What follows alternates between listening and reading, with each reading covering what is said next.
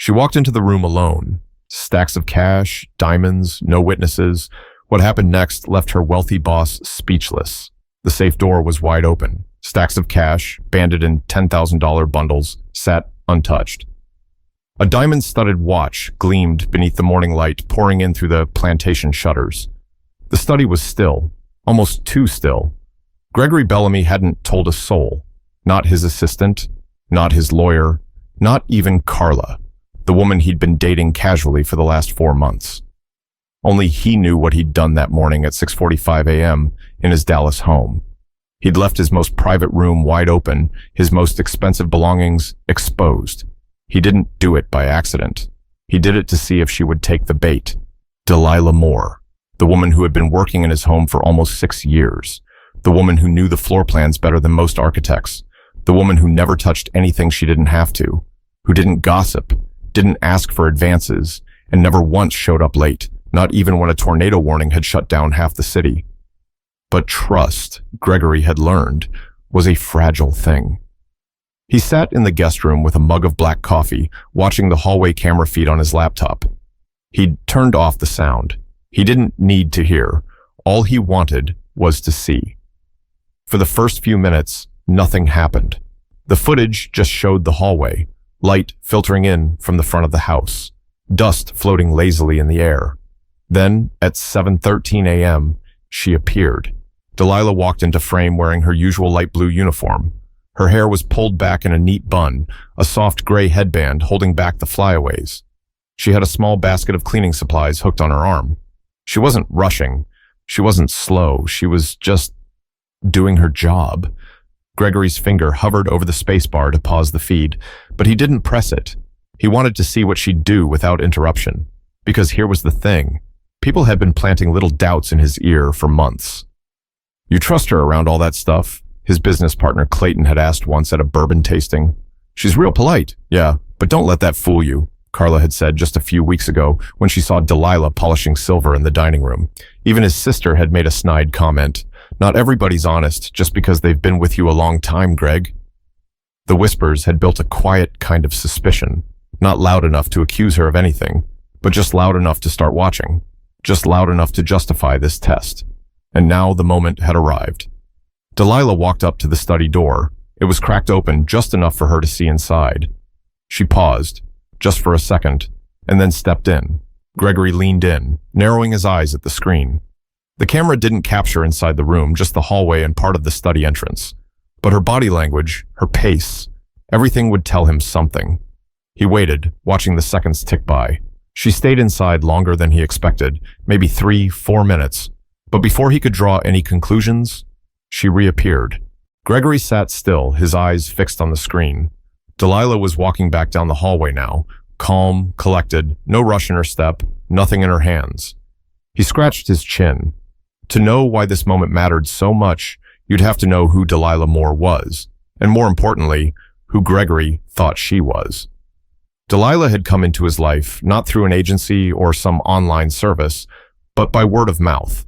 Back in 2018, his former driver had referred her. "She's good people," the man had said. "Quiet, honest, works hard, doesn't take shortcuts." And she was all of that. From the first day, Delilah had carried herself with a quiet kind of self-respect that stood out. She never called Gregory Sir, just Mr. Bellamy, and always with a kind but distant smile. She didn't overtalk. She didn't complain. She just showed up and did the job right. By the second year, Gregory trusted her with keys to the house, security codes, even alarm overrides when he was out of town. It wasn't even something he thought twice about. But somewhere around year 4, the voices started creeping in. It wasn't that Delilah ever did anything wrong. She didn't, not once. But his world was full of men and women who had worked too hard to trust too easily. Gregory's circles weren't exactly warm. The men he dined with in steakhouses off McKinney Avenue didn't grow up with maids or housekeepers they knew by name. They hired help. People rotated in and out. There was always a cousin, a friend of a friend, someone looking for work, but no one stayed too long. So when Gregory mentioned, casually, over scotch, that his housekeeper had been with him for 5 years and had full access to the house, the eyebrows raised.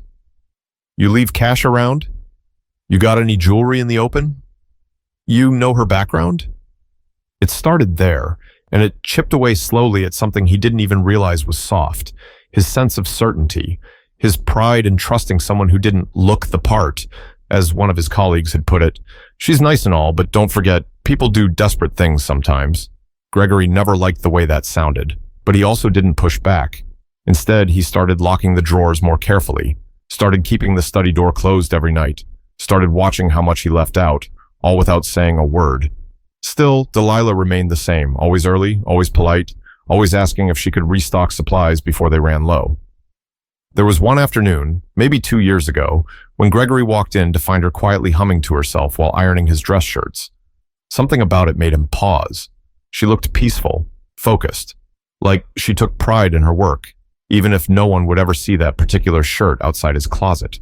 He'd never told her, but in that moment, he felt something close to guilt.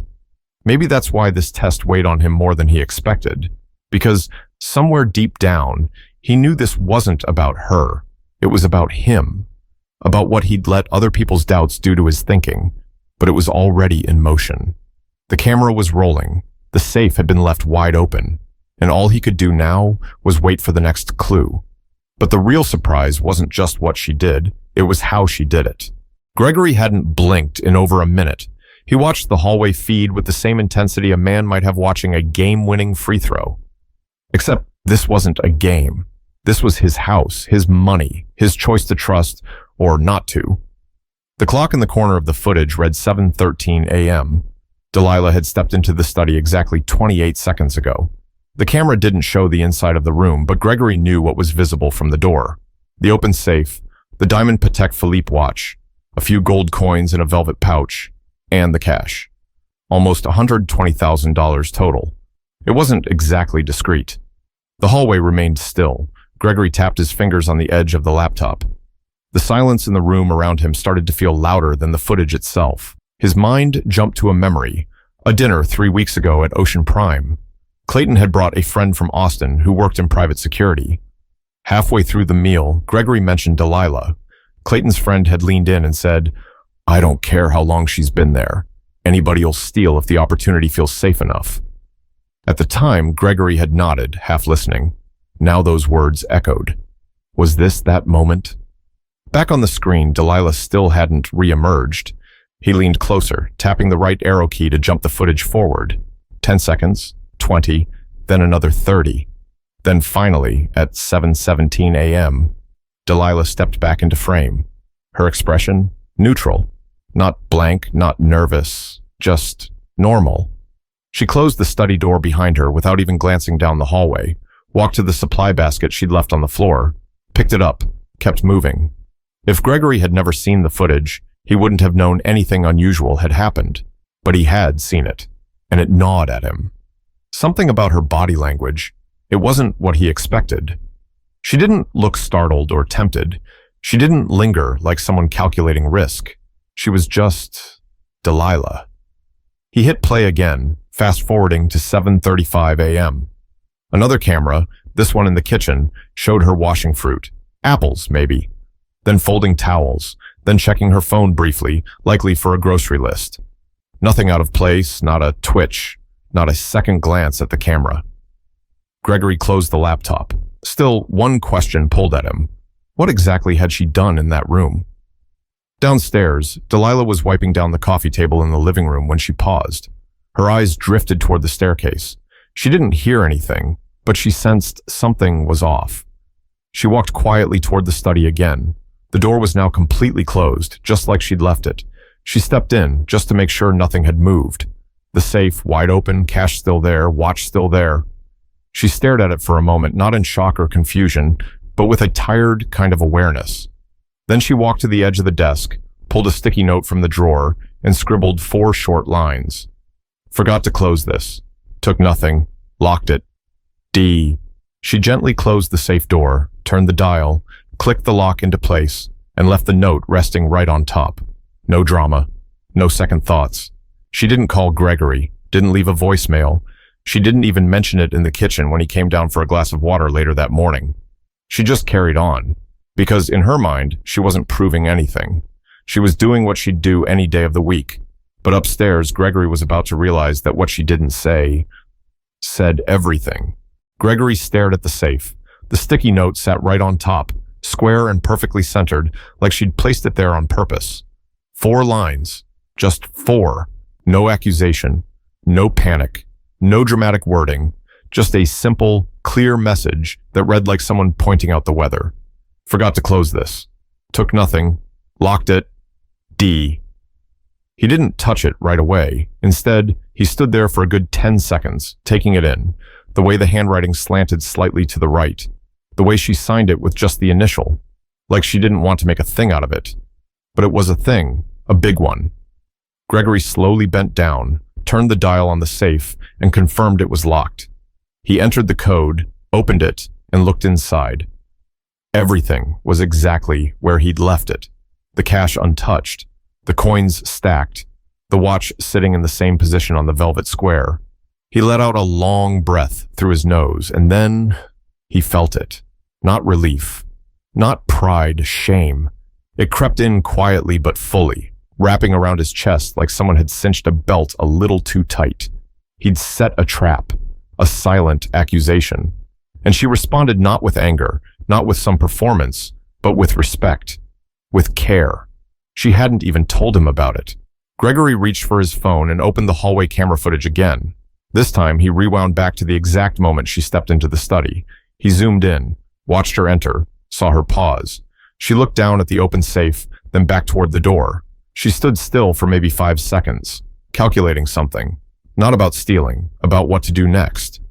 Then she crossed the room, slowly, almost deliberately, shut the safe, turned the dial, and went over to the drawer. She pulled out the sticky note, wrote her message, and left it. She didn't rush. She didn't look at the camera. He doubted she even knew one was there. It wasn't a performance. It was principle. Gregory rubbed his temples and sat down on the edge of the armchair near the window. The house was quiet, except for the muffled sound of the dishwasher downstairs. His mind wandered back to a time maybe 3 years ago when he'd come back from the hospital after his gallbladder surgery. He was foggy from meds, hungry and frustrated. Carla hadn't come by. None of his friends had even texted. But Delilah? She left a casserole in the fridge with a note that said, "Heat for 25 mins. Don't eat it cold, you'll hate it." He never said thank you. He also never wondered what made her care enough to do it. Until now. Downstairs, Delilah was wiping down the last section of the granite countertop when she heard footsteps. Not the slow kind. Not the lazy, just walking through the house kind. No, purposeful steps. Coming down quick. She straightened up just as Gregory appeared in the kitchen, still wearing his white t-shirt and jogging pants from earlier. The laptop was tucked under his arm. He looked like he hadn't slept well. She turned toward him, her face calm. "Morning, Mr. Bellamy," she said. He stood there a second too long before speaking. Then finally, he cleared his throat. "Delilah, I saw the note." She nodded once. "Just wanted to make sure it was locked. Thought maybe you forgot." "I didn't forget," he said, his voice low. She didn't say anything, just tilted her head slightly like she already knew. "I left it open," he added, "on purpose." Still, she didn't flinch. "I was testing you," he admitted, eyes fixed on the marble floor tiles. Silence hung between them for a long 5 seconds. Finally, she said, "I figured." Gregory looked up. "I wasn't sure," she added, "but it crossed my mind." He stepped forward, setting the laptop on the counter. "I feel like a complete fool," he said. Delilah gave him the softest half-smile he'd seen in years. Not a fool, just a man listening to the wrong people. He let that sink in. But what she said next, that would stay with him for the rest of his life. Gregory hadn't moved. Delilah was rinsing out a rag in the sink while he stood there at the counter, staring down at nothing in particular. His lips were pressed tight, his jaw flexing without him realizing. Everything he'd been told, all the little jabs from friends and colleagues, suddenly felt loud and pathetic in his head. He finally asked, "Why didn't you say anything?" Delilah wrung out the rag and folded it neatly over the edge of the sink. "Didn't think it needed saying. You left it open. I closed it. Simple." "But I was testing you," he repeated. "I know," she said gently, "but I'm not the one who needed the test." That hit like a slap, dressed in silk. Gregory's face flushed, not from anger, just the weight of being called out without an ounce of disrespect. "You ever taken anything from me?" he asked. It came out sounding harsher than he meant it to. She turned to face him fully now. "No," she said, looking him right in the eye. "Not a dollar, not a fork, not even a stick of gum." He let out a short, sharp breath through his nose. "I believe you." Delilah didn't nod, didn't say thank you, just let the truth hang in the air where it belonged. Gregory glanced toward the back window. The sun was climbing high, throwing long beams of light across the kitchen floor. He remembered something his father once told him, back when he was young and still sharp around the edges. Real integrity ain't loud. It doesn't wear a name tag. You gotta be still enough to see it. Gregory hadn't been still in a long time. He sat down at the kitchen table, slowly, like he was carrying weight in his chest. "I didn't used to be this kind of man," he said, almost to himself. Delilah raised an eyebrow but stayed quiet. "I mean, I used to trust people. Didn't need cameras, didn't need tricks. But somewhere along the way, the money got louder than my gut." She leaned against the counter, folding her arms, listening. "I've had people steal," he continued. "An old assistant took my Amex for 2 months before I caught it. A cousin used my name to pull a loan. Another guy took an entire crate of wine from my cellar and sold it. All people I gave too much to." "That's tough," Delilah said. He nodded. "It is, but it still wasn't your fault." "No," she replied, "but it made me look guilty by default." That was it. The line that cut right through him. He'd never said it out loud, never even let the full thought form in his head. But she was right. Somewhere in him, he'd let bias take the wheel. Not hatred, not malice, just assumption, suspicion, passed down, whispered in closed rooms, disguised as advice. "I owe you an apology," he said finally. Delilah blinked slowly. "You do?" That surprised him. She didn't say, "It's okay," didn't wave it off, just gave him space to do what was right. "I'm sorry," Gregory said, looking up at her. "I should have never doubted you." She gave a small nod. "Appreciate you saying that." Gregory sat with that for a minute. Then softly he asked, "Why didn't you just quit?" Delilah tilted her head. "Because I didn't take the job for your approval." That silenced him. "I took it because it paid fair. Hours were steady, and I don't walk away just because folks disappoint me. If I did that, I'd never keep a job." Her tone wasn't bitter, just honest, worn from experience. Gregory ran a hand over his face. He saw her differently now, not as the help, not as a person who cleaned around his success, but as someone who had likely carried heavier loads than he ever had, in quieter rooms with no one watching. "Would it be weird if I gave you a raise?" he asked, trying to cut the tension with a half smile. She chuckled. "Not weird, just late." They both laughed, not long, not loud, but it was real. And for the first time that morning, Gregory felt like a man again. Not a suspecting boss, not a test runner, just a man who got something deeply, painfully right after getting it wrong. But the next day, he'd do something that Delilah never saw coming. The next morning, Delilah showed up at 7 o'clock a.m. sharp like she always did. The gate code worked the same. The front door was unlocked, just like it had been every Monday for years, but something was different. There was a note taped to the inside of the front door. "Come to the patio. Coffee's ready. G." Delilah blinked, unsure for a second if she was walking into a conversation or a situation. She set down her bag and followed the sound of a breeze and soft jazz floating in from the back. Gregory sat at the outdoor table, a navy blue robe over a white tee, slippers on his feet. 2 mugs of coffee steamed between them. Next to her cup was a folded envelope with her name on it. "Morning," he said, gesturing for her to sit. "Hope you don't mind. Figured we'd start today a little different." Delilah slid into the seat, wary but composed. "You okay?" "I am now," Gregory said. "I've been doing a lot of thinking since yesterday." She didn't respond, just waited. He took a sip of coffee, then exhaled slowly. "Delilah, I disrespected you." The words came clean, no sugar, no fluff. "I didn't say it yesterday, but it needs repeating. I tested you. I let people who don't even know you plant seeds in my head. I trusted whispers over 6 years of proof. He leaned back. And that's not just wrong. It's weak. Delilah raised an eyebrow. You said it. I didn't. He smirked at that, nodding.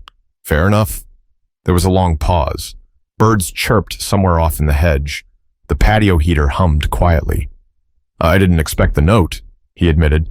I expected you to ignore it or confront me or, hell, maybe just walk out and never come back. But you did the one thing I didn't see coming. You handled it with grace, quiet dignity, like it didn't even rattle you. Delilah looked down into her coffee. It did rattle me, she said. But I've been rattled before. That doesn't mean I break. Gregory nodded slowly. I wish I had your strength. Delilah looked at him, really looked at him, and saw, for the first time in a while, a man who wasn't guarded, not polished, not rich, just human. I'm trying, he added. She softened. Trying's a good place to start. He reached over, slid the envelope toward her. I know you're not in it for this, he said, but this is a bonus, not for being honest. You don't get rewarded for what's already right. This is for staying, even when I made you feel small. Delilah hesitated, then opened the envelope. It wasn't cash. It was a check, a year's salary paid up front. She blinked. Gregory? No strings, he said. Use it however you want. Take time off, fix your car. Hell, leave and never come back if you want to. I just wanted to make it right as much as I can. Delilah stared at the check for a moment before folding it carefully and tucking it into her bag. She didn't make a big show of it. Thank you, she said.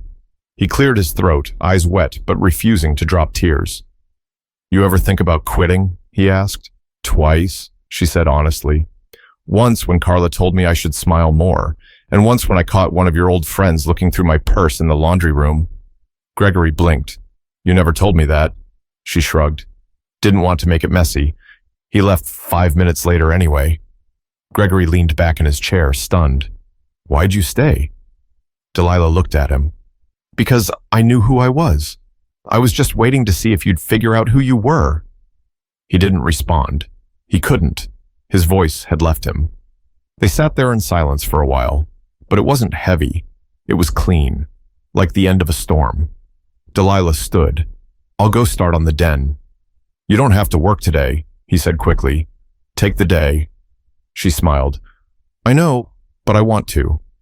She walked back inside, same calm step, same steady presence. Gregory stayed out on the patio, the untouched coffee cooling in front of him. He didn't need cameras anymore. He needed character, and it had been living under his roof the whole time. 2 weeks later, the cameras were gone. Not just the one in the hallway, all of them. Gregory had the whole surveillance system dismantled and professionally removed. Delilah didn't ask why, but when she walked past the blank wall where the little black lens used to sit, she noticed. And for the first time since she'd started working there, she smiled when he wasn't looking. Something had shifted.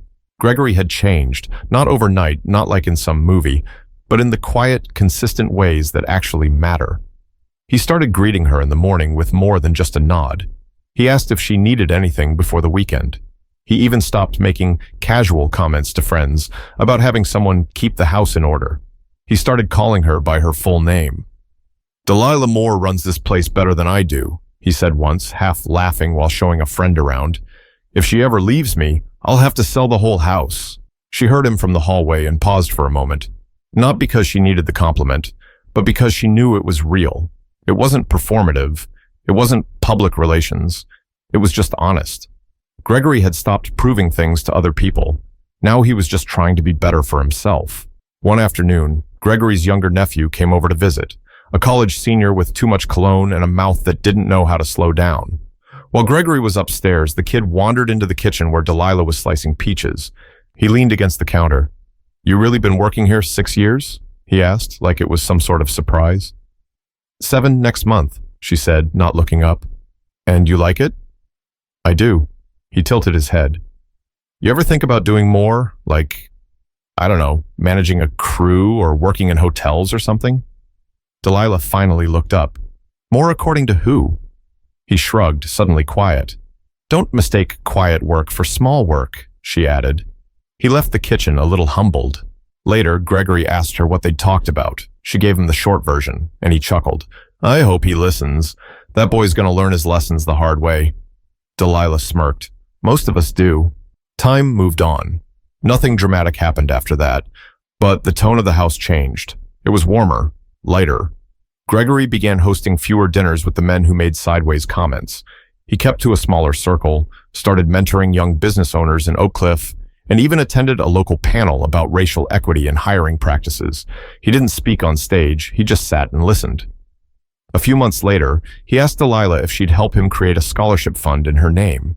She refused at first, said it wasn't necessary. I'm just doing my job, she told him. I know, Gregory said, and that's exactly why it should have your name on it. She agreed. The More Standard Fund was launched quietly to support single mothers returning to the workforce. Delilah didn't attend the ceremony. She had work that day. But when Gregory gave a short speech, he said this. Some people show you who they are in loud, flashy ways.